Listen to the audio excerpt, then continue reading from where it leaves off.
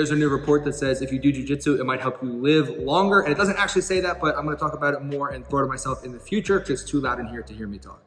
Thanks, me from the past. Sometimes it's just easier to talk in here where you can actually hear me as opposed to on the mat. What the past me was talking about was this article, which actually cites some scientific studies and is not just a random blog post. But this list from Forever Fit Science is talking about certain indicators that will show that a person is expected to live a long time, and that's kind of the whole point. As I was reading this article, it occurred to me that the Venn diagram of predictors of a long life and things that you can find on the jiu-jitsu mat, there tends to be a lot of overlap there. There are 6 things on their list that can predict someone will have a long life, so let's jump right into it.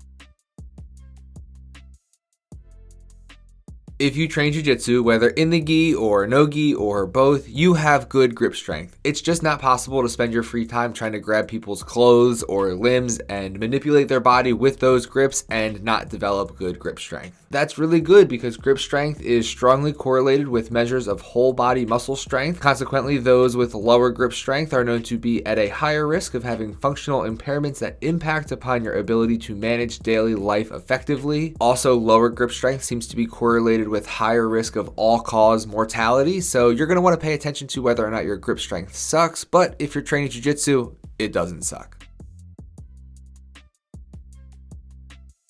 Guard passing is best done standing, and that is a jiu-jitsu hill I am willing to die on. Standing passing requires good balance, and yes, I know all jiu-jitsu requires good balance and the ability to maintain the current plane you're on, despite outside forces trying to maneuver you around. But I've got a B-roll clip of me passing standing, so that's the analogy that I'm going to go with. But in terms of aging and lifespan, balance is essential for maintaining mobility as you get older, while also playing an important role in preventing falls. If you're 90 years old and you're in great health, but you fall down, a lot of times that's the beginning of the end. Work on your balance. It is something that can be improved. It will improve your jiu-jitsu, and it might save your life when you're really old.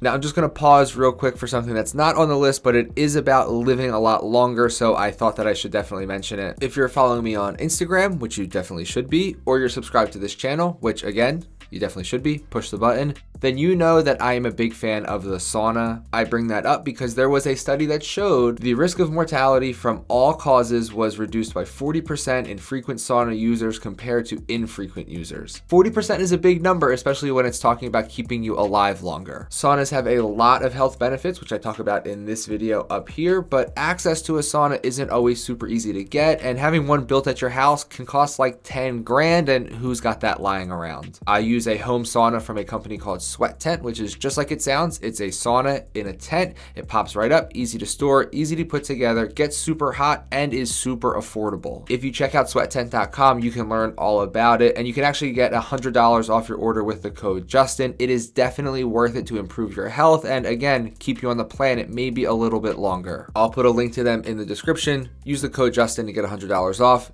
It's worth it. Now back to our list.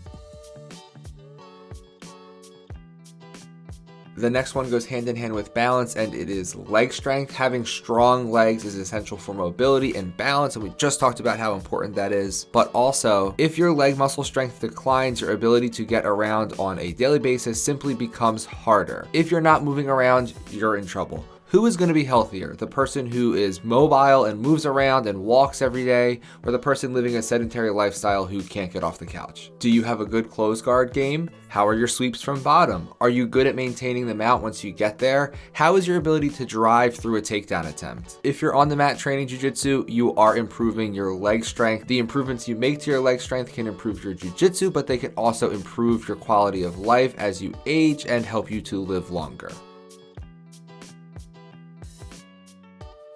I'm not saying you need to look like Andre Galvao. In fact, I would recommend against it, but you do need to have some level of muscle on your body and some measure of strength to be good at jiu-jitsu. Jiu-jitsu is very hard. It will be extremely hard if you have zero strength whatsoever. And also, not having any muscle mass is not good for your long-term health. I always advise people to incorporate strength training into their weekly routine in order to help their jiu-jitsu, but also that can help you to live longer. As you age, losing muscle is a common age-related condition that occurs with with general life-related inactivity. We will all lose muscle mass as we age. That's just the way it is. But if you can start with more muscle mass now, the effects of that loss won't be as bad as you get older. And I think this is another case of if you're on the mat, you're already at an advantage. If you're training jiu-jitsu, you're also going to have more strength and muscle mass than the average person who does nothing, but that doesn't mean you should skip the gym. Yes, this part of the list is going to seem similar to the last part of the list, but there is a big difference. Muscular power can be considered the ability to generate that force quickly. Think explosiveness, the difference between doing a bench press and a chest pass of a basketball. We see explosiveness like this all the time in jiu-jitsu, especially in no-gi, where so much movement and action comes from explosive ability. As you learn techniques and implement them into your game, you move from doing them very slow and methodically to being able to do them very explosively, and that improvement in muscular power will benefit you in your long-term health. This is definitely something that can be improved in the gym, but like a lot of things on this list, if you're on the mat training jiu-jitsu, this will get better on its own, but take the time to improve this, improve your muscular power.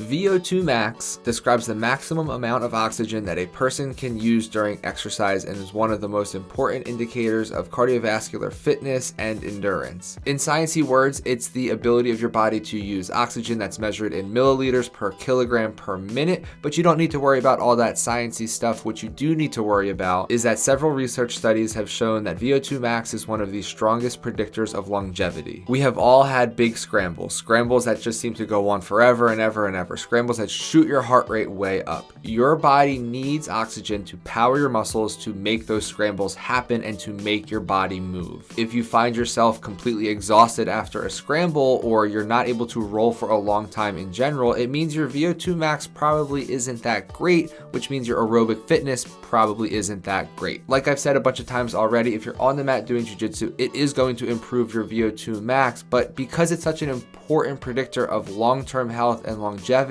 it is something you should take time to work on off the mat as well. Not to mention, sometimes jiu-jitsu matches are won based on who can move the fastest, the longest. Improve your Vo2 Max and your body's ability to use oxygen to make yourself move. If you train jiu-jitsu, you probably have a higher Vo2 Max than the average person, but why not push it up? Why not see how good you can improve it? Why not see how good you can improve all of the things on this list? That's our list of 6 things that can predict long-term health and longevity. Now that you know them, take some time to do some honest self-assessment and see where you need to improve. If you can look at this list and you feel like you're pretty solid in all these categories, then that's a really good thing. But while I was talking, if some of these things stuck out to you as things that you need to improve on, or maybe things that you're not so solid in, then get to work, because I want you to live for a long time. I need you to watch my videos, and you can't watch my videos if you're dead.